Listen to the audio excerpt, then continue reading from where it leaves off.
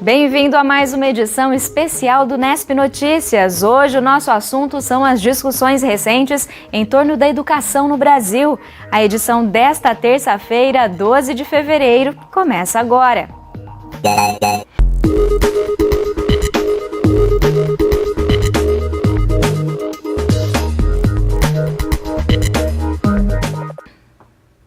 Boa noite. A palavra ideologia tem ganhado protagonismo nas discussões que tratam da educação ofertada a crianças e jovens brasileiros. Para compreender essa questão, convidamos para um bate-papo a socióloga Márcia Reis, pesquisadora do Departamento de Educação da Faculdade de Ciências da Unesp. E quem conduz é o repórter Júlio Penariol, direto do campus em Bauru. Em sua posse, o novo ministro da Educação, Ricardo Vélez Rodrigues, teceu críticas àquilo que se chama de marxismo cultural. Segundo ele, a ideologia estaria impregnada nas escolas brasileiras e seria a razão para muitos dos problemas do nosso sistema de ensino. Quem fala com a gente sobre esse assunto é a professora Márcia Reis. Professora, mais uma vez agradeço a sua participação. Eu que agradeço sempre. Para a gente começar, professora, vamos falar de um assunto básico. Existe educação sem ideologia? Na verdade, não existe educação sem ideologia, porque não existe nada sem ideologia.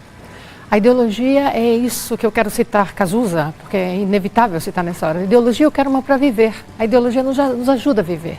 Ela é um conjunto de ideias, como o próprio nome mostra, né? Representações, formas que a gente tem de sentir, pensar e agir no nosso cotidiano. Então, todos os dias, quando a gente toma a decisão de ir para o trabalho, ou procurar um emprego, ou mudar de carreira, ou fazer sempre da mesma forma alguma atividade que a gente faz, ou mudar a forma de fazer alguma coisa, a gente está fazendo isso por um motivo, um conjunto de ideias, um ideário, representações que justificam essa nossa ação no meio ambiente. É exatamente essa condição que nos diferencia da outra, claro, né, de um conjunto todo de outros seres vivos.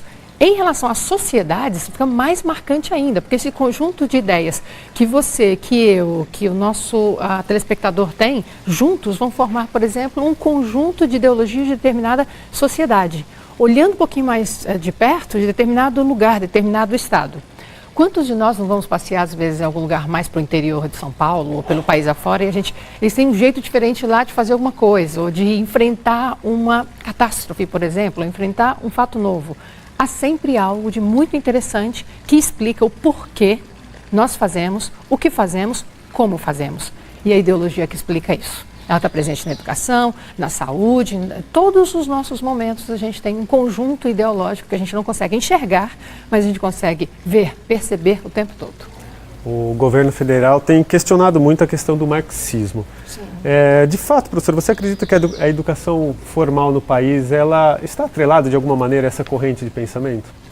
É bastante interessante a pergunta e necessário que a gente possa pontuar algumas questões. A primeira delas é exatamente o que você coloca. A educação formal tem a ver com esse lugar em que nós temos um sistema de ensino. Ou seja, a educação não acontece só por observar, por repetir, de modo mais fortuito ou espontâneo. Quando ela se sistematiza e ela é devidamente organizada e estruturada em instituições como as escolas, algum tipo de ideologia, algum tipo de ideário vai ter que perpassar esse processo. Tem sido assim ao longo da nossa constituição, inclusive como humanos. Não vou nem falar do sistema educacional moderno, que é fruto da própria idade moderna, da Revolução Industrial, não. Você pode falar antes, por exemplo. Se a gente voltar, por exemplo, aos gregos, Sócrates, né, lá começando por Platão, né, e terminando com Aristóteles, nesse processo todo, por exemplo, quem tinha acesso àquela educação que era promovida pelos filósofos eram os brancos, muito ricos, e pessoas que moravam nas cidades. Estavam excluídos daquela educação, que era concedida não um sistema, mas de modo mais formal, às pessoas que não faziam parte dessa elite já daquela época. Pois bem, o que eles aprendiam ali tem a ver com o processo de interagir com aquela sociedade do modo que as suas famílias quisessem. Então, significa que, em determinado momento, desde inclusive a antiga Grécia, a gente tem um ideário, um conjunto todo de ideias que perpassam esses processos. Se a gente caminhar um pouquinho mais, a gente percebe, por exemplo, a revolução que foi feita pelo cristianismo, em termos dessa educação, e que acabou chegando apropriada pela Igreja Católica Apostólica Romana às escolas da Idade Média, que eram os mosteiros, esses processos todos. Então, cada tempo, a gente chama assim, o espírito do tempo vai marcando qual é esse processo. Como o marxismo é uma teoria crítica, Marx não pensou na educação. Marx é um filósofo que é utilizado na economia, né, em várias grandes áreas. Então, essa corrente marxista, ela tem a ver com esse processo todo de fazer o sujeito, né, o ser humano, o homem, o ser humano, basicamente, né, compreender em que mundo ele está vivendo, por que as coisas acontecem, como acontecem, por que acontecem e para que acontecem. Eu volto às 3 perguntas anteriores, porque quando eu questiono isso, eu penso assim, eu posso fazer diferente. A ideologia, ela faz com que a gente pense, não é assim mesmo. A grande contribuição do marxismo, por exemplo, é esse processo da gente perceber que o mundo praticamente estaria dividido em 2 grandes conjuntos de pessoas, né? Uns que possuem os meios de produção e os que não possuem os meios de produção. Quem possui meios de produção explora esse daqui. Esse aqui trabalha cotidianamente e não percebe, não se vê como explorado. Aliás, a gente até, em alguns momentos, agradece por ser explorado, por ter um emprego. Não é trabalho, hein? Tem emprego, ou seja, trocar o trabalho por um salário. Quem primeiro questionou essa condição de alienação, que vinha numa onda muito forte desde o século XVII, XVIII, foi Karl Marx. E não por acaso ele se tornou um clássico. Clássico é aquele que a gente passa 1 século, 2 séculos, 3 séculos e continua explicando alguns fatores, alguns fenômenos, né? Ele se tornou um clássico para a economia, para a política, ele se tornou um clássico, inclusive, para nós na educação. Quando queremos pensar que a educação pode sair do lugar comum, sair daquilo que todos nós percebemos como cidadãos e sujeitos, né, e de uma certa sociedade, e começamos a questionar, mas espera aí, isso poderia ser diferente. No caso do Brasil, a nossa grande questão é que a gente tem uma educação escolar tardia. E ela é tardia porque a primeira Lei de Diretrizes e Bases é de 1961. Então nós fomos descobertos em 1500 e até 1961 a gente não tinha uma lei que regulava o sistema de educação. Não havia. E aí, a partir dessa lei, estamos nos anos 1960, todo mundo lembra que havia um grande questionamento, o processo de urbanização e industrialização do Brasil tinha começado em 1930, teve um processo acelerado na década de 1950, com a construção de Brasília e todo um incremento da indústria automobilística em São Paulo. E aí essa condição de explorado e de explorador, dominante e dominado, ela fica muito acirrada, muito evidente. E é exatamente nesse momento em que a Lei de Diretrizes e Bases é aprovada, o sistema, de alguma maneira, é delineado, ainda que, né, na maioria dos teóricos a gente não tenha conseguido implementá-lo completamente, por outros motivos, mas há ali uma certa tendência em pensar que essa escola, ela vai ter que questionar essa condição toda que a gente vinha, que qual é? É muito importante a gente perceber isso, de uma grande desigualdade. Não que, é bom a gente perceber, né? A condição primeira desse que possui os meios de produção e esse que não possui os meios de produção tem que ser tão grande como a gente tem aqui. Então, o que nós temos no Brasil basicamente é isso, uma diversidade, que a gente notou agora há pouco, quando você vai para outro lugar e percebe que as pessoas fazem as coisas de forma diferente, isso é diversidade, mas haver diversidade não explica por si só a desigualdade que a gente tem. Pois bem, para poder romper essa desigualdade, eu preciso fazer com que as pessoas percebam que elas estão sendo exploradas, expropriadas, que elas têm poderia ter um modo diferente de fazer tudo isso. E a tentativa de fazer isso vai fazer com que a escola tenha um compromisso com a transformação social. Ora, só para a gente poder lembrar bem, se eu volto a antigos momentos da história, e a gente percebe isso de forma clara, né? Nem sempre uma família que matricula o seu filho numa escola quer que a ordem social mude.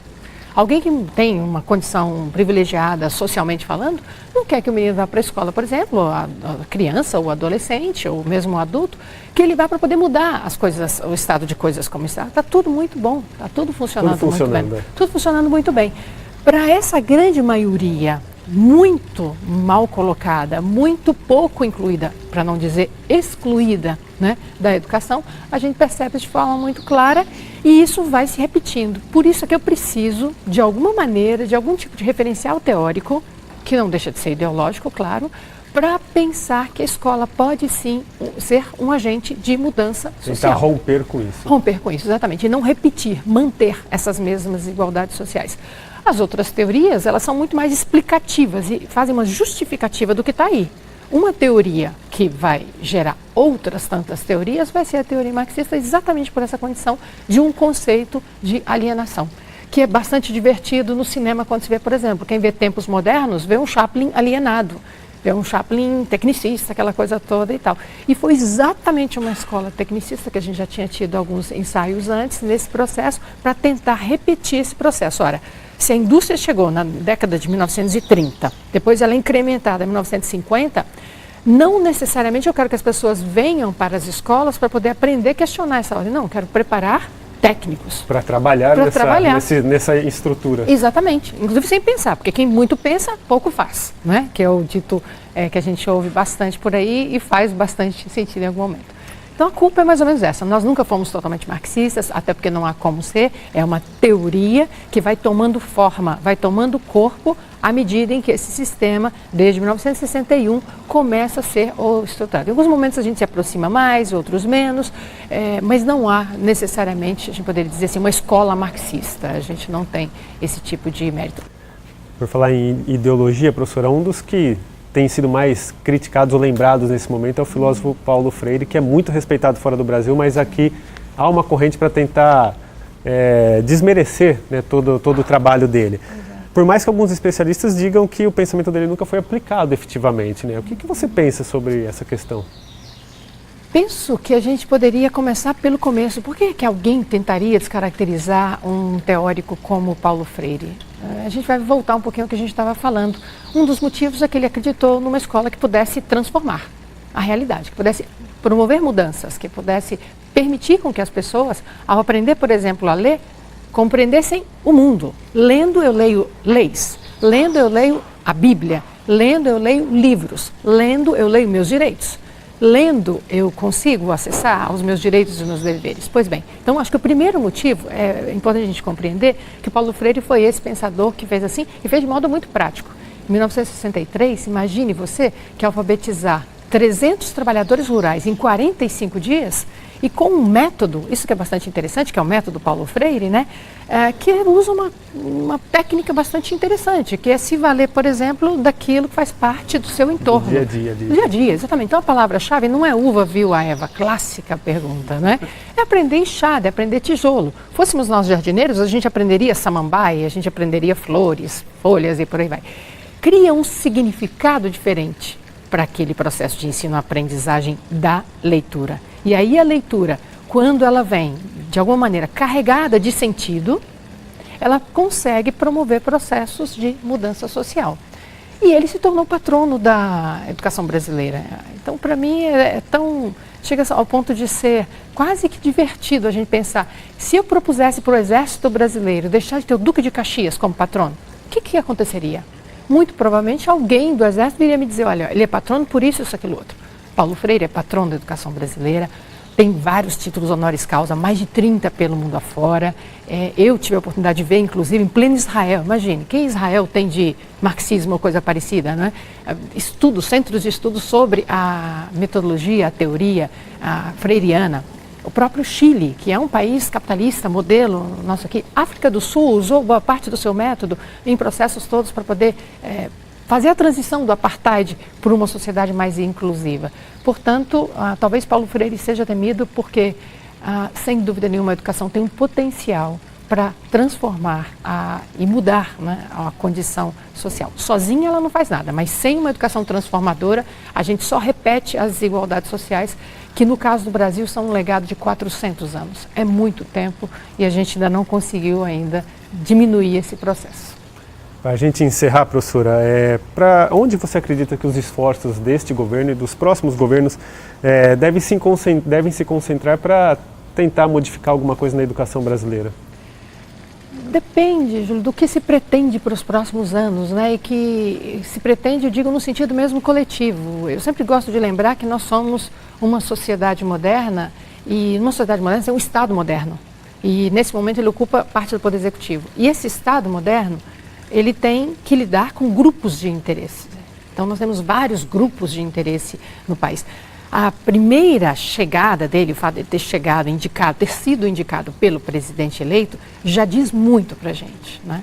Quando as colocações são feitas, por exemplo, que não, a universidade ela é para uma elite, ela não é para todos.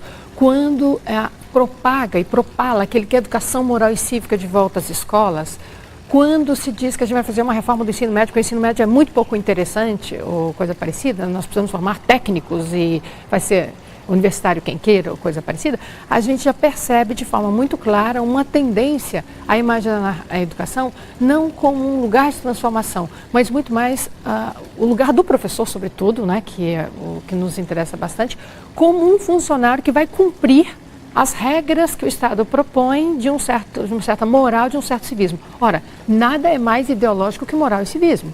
Moral, quando eu indico o que é certo, quando eu ensino o que é certo, o que é certo e errado, para mim, numa certa condição, isso é ideológico.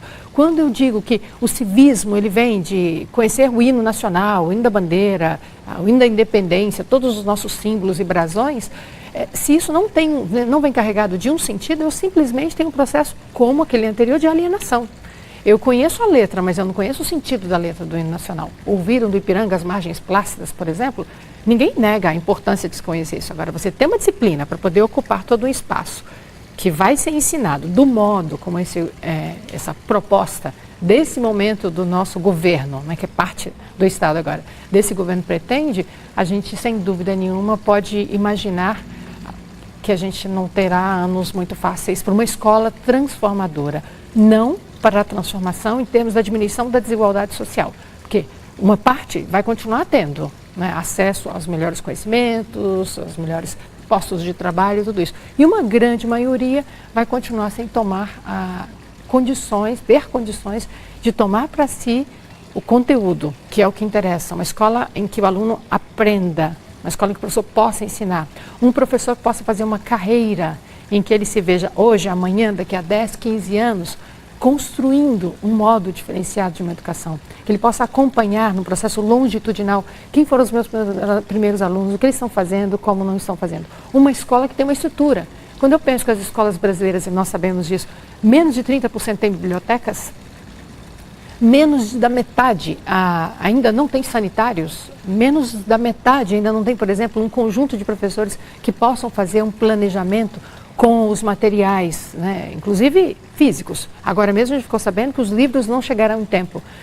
Não abre muita expectativa e não dá para a gente poder esperar uma escola transformadora quando eu tenho visões tão parceladas e propagando algo que seria impossível, né, que é pensar uma educação sem ideologia, neutra. Nada é mais ideológico que pensar uma escola sem ideologia. Qual ideologia? Aí é uma história para a gente conversar em outro momento. Tá certo, professora. Mais uma vez agradeço muito você por proporcionar essas reflexões aqui com a gente. Obrigada, Júlio. Por hoje é só, o Unesp Notícias volta amanhã às 6h30. Acompanhe as novidades da nossa programação também pelo site e pelas redes sociais. Tchau!